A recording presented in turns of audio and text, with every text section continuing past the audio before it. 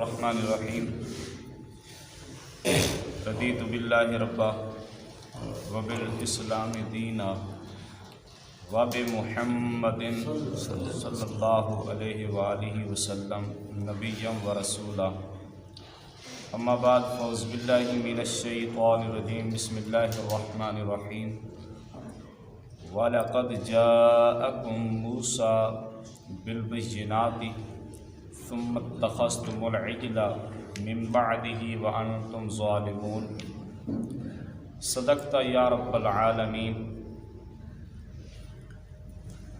ان اللہ وملائکتہ یصلون علی النبی یا ایہا الذین آمنوا صلوا علیہ وسلموا تسلیما الصلاة والسلام علیکہ یا سیدی یا رسول اللہ، الصلاة والسلام علیکہ یا سیدی یا حبیب اللہ، الصلاة والسلام علیکہ یا سیدی یا رحمت للعالمین وعلی آلک و اصحابک یا سیدی یا خاتم النبیین۔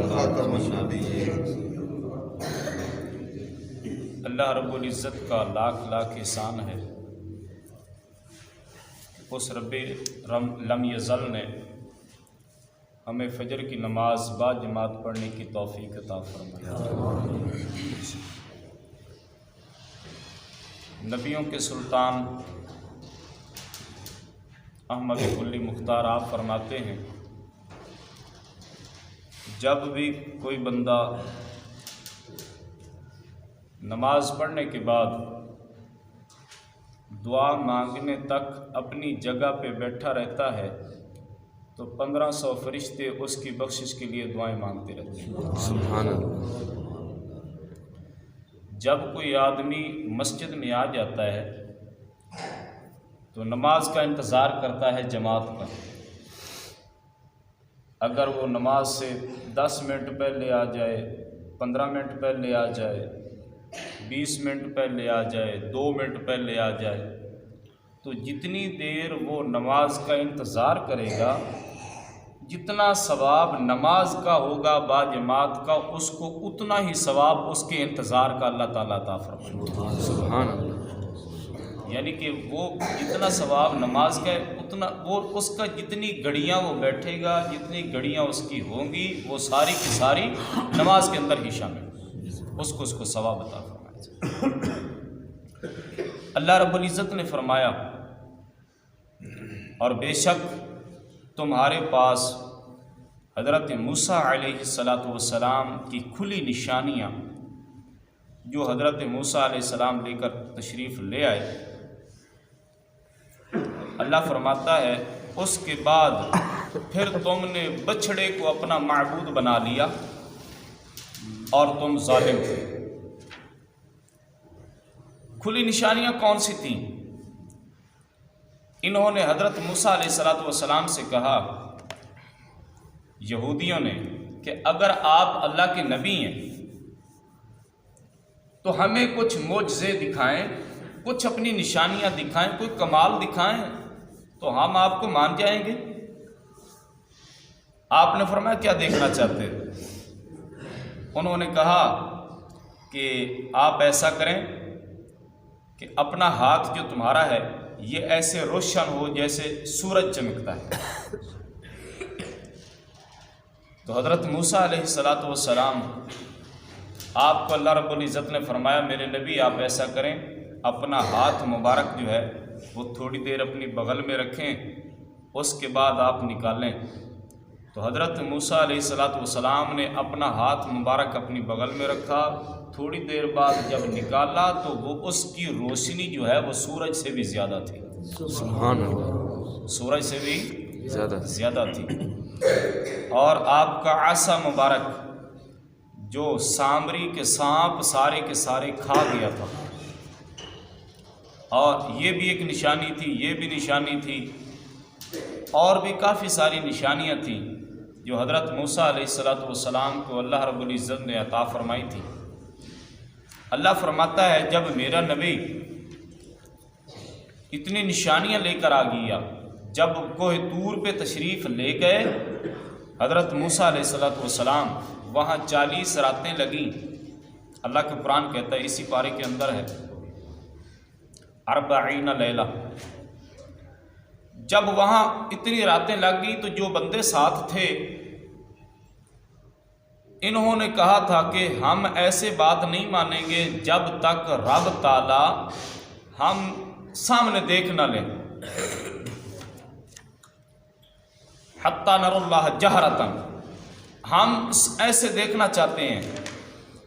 تو ایسی ایک کڑک پیدا ہوئی کہ وہ بندے جو ساتھ تھے بنی اسرائیل کے، جو رؤساء تھے یعنی کہ رئیس آدمی، وہ بھی ساتھ تھے، وہ سارے کے سارے مر گئے۔ تو حضرت موسیٰ علیہ السلام آپ نے رب کی بارگاہ میں التجا کی بھی پہلے میری قوم مجھ سے بڑی خفا ہے، بڑی ناراض ہے، تو اگر میں اکیلا یہاں چلا گیا تو بندے جو مر گئے ہیں تو وہ لوگ پہلے مجھ سے میرے مخالف ہیں تو اور مخالف ہو جائیں گے۔ اللہ نے فرمایا میرے نبی آپ فرمائیں کیا چاہتے ہو؟ اللہ نے حضرت موسیٰ علیہ السلام نے عرض کی میں یہ چاہتا ہوں کہ ان کو پھر تو زندگی عطا فرما۔ سبحان اللہ کے نبی کے حکم سے اللہ نے ان بندوں کو پھر زندگی عطا فرما، پھر زندہ فرما دیا۔ یہ قرآن کے اندر، جو قرآن کے ایک جز کا منکر ہو وہ کافر ہے۔ تو اللہ تبارک و تعالیٰ فرماتا ہے جب میرے نبی اتنی نشانیاں تمہارے پاس لے کر آ گئے پھر بھی تم نے نہ مانا اور تم نے بچھڑے کو اپنا معبود بنا لیا، ثم اتخذتم العجل، تم بچھڑے کی پوجا کرنے لگ گئے۔ وہ ایک سامری تھا، بہت چلاک تھا اور مکار تھا، اس نے مٹی کا ایک بنایا، وہ بچھڑے کی شکل اس کو بنا کر وہ ادھر سے پھونک مارتا تھا، آگے سے بچھڑے کا منہ ایسے کھلا ہوا تھا، آواز نکلتی تھی۔ وہ کہتا تھا دیکھو جس رب کو تم ماننے کی کوشش کر رہے ہو اس نے تمہارے ساتھ کبھی بات کی ہے؟ کبھی تم نے دیکھا ہے؟ انہوں نے کہا نہیں دیکھا۔ پھر اس کو کیوں مانتے ہو جس کو دیکھا ہی نہیں ہے؟ وہ کہتا ہے ادھر آؤ، یہ دیکھو یہ خدا ہے، یہ تمہارے ساتھ بات بھی کرے گا بولے بھی گا۔ جب وہ پھونک مارتا تھا تو آواز نکلتی تھی۔ وہ قوم اتنی خبیث تھی، انہوں نے اس بچھڑے کی پوجا کرنی شروع کر دی۔ جتنی دیر وہاں حضرت موسیٰ علیہ السلام رہے تھے اتنے دن یہ بچھڑے کی پوجا کرتے رہے۔ جب آپ واپس تشریف لے آئے تو آپ نے حضرت موسیٰ علیہ السلام نے جب دیکھا کہ قوم ساری بگڑ چکی ہے، کچھ لوگ تھے چند جو اس بچھڑے کی پوجا جنہوں نے نہیں کی تھی، باقی سارے کے سارے بچھڑے کی پوجا میں لگ گئے۔ تو حضرت موسیٰ علیہ السلام جب واپس تشریف لے آئے آپ نے کیا کیا؟ جب دیکھا کہ سارے ادھر لگے ہوئے ہیں تو آپ اپنا نائب بنا کر گئے تھے اپنے بھائی حضرت ہارون علیہ السلام۔ آپ جب واپس آئے تو آپ کو اتنا غصہ آیا کہ میں نے ان کو اپنا نائب بنا کر بھیجا تھا تو قوم ساری بگڑ چکی ہے، انہوں نے کام کیوں نہیں کیا؟ یہ قوم کو تبلیغ کرتے، قوم کو بتاتے، انہوں نے کام کیوں نہیں کیا؟ حالانکہ وہ تو کام کرتے رہے تھے۔ تو آپ نے کیا کیا؟ اللہ اکبر، آپ غصے میں آ کر آپ نے اپنے بھائی کی داڑھی بھی پکڑ لی اور آپ کے بال، سر مبارک کے بال بھی پکڑ لی۔